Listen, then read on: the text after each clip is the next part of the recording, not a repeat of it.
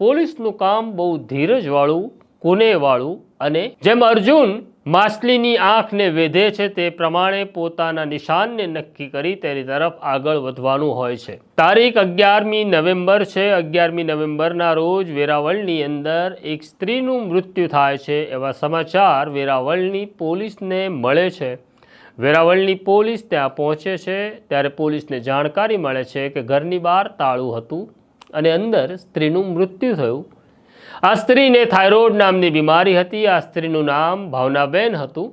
આનો પતિ વલસાડમાં નોકરી કરતો હતો અને દીકરી અમદાવાદમાં ભણતી હતી। આ મહિલા એકાકી જીવન જીવતા હતા। જ્યારે આ મામલાની જાણકારી ગીર સોમનાથના એસપી જયદીપસિંહ જાડેજાને થાય છે ત્યારે તેમનો અનુભવ તેમને કહી રહ્યો હતો કે કંઈક ગરબડ છે, આ અકસ્માત મોત નથી। કારણ કે જો અકસ્માત મોત હોય તો આ સ્ત્રી ઘરમાં એકલી હતી, બીમાર હતી, એ વાત સાચી, તો ઘરમાં મૃત્યુ પામે એ પણ બહુ સહજ હતું। પણ ઘરની બહાર તાળું કોણે માર્યું, આ એક પ્રશ્ન હતો। આ મામલામાં જોડાય છે પોલીસ ઇન્સ્પેક્ટર ગોસ્વામી અને ગોસ્વામી પણ તપાસ શરૂ કરે છે, પણ કોઈ કડી મળતી નહોતી। પોલીસે તમામ સીસીટીવી કેમેરા ચેક કર્યા પણ પોલીસને કોઈ શંકાસ્પદ વ્યક્તિ નજરે પડ્યો નહીં।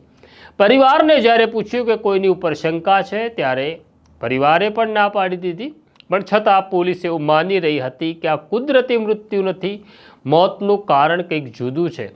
પોલીસે પોસ્ટમોર્ટમ કરવાનો આદેશ આપ્યો અને પોસ્ટમોર્ટમ પણ થયું, પરંતુ પોસ્ટમોર્ટમનો રિપોર્ટ આવે તે પહેલાં તપાસ ચાલી રહી હતી। આ દરમિયાન એસપી જયદીપસિંહ જાડેજા ગીર સોમનાથમાં થયેલા અકસ્માતે મોત કેટલા થયા છે તેની યાદી મંગાવી અને એક પછી એક ઘટનાઓની તપાસ શરૂ કરી। ત્યારે એક અભિષેક નામના યુવકનું મૃત્યુ થયું હતું, તે પણ યુવાન વયનો હતો। આ યુવક પણ કેવી રીતના મૃત્યુ પામ્યો, પોલીસ પાસે કોઈ કડી નહોતી।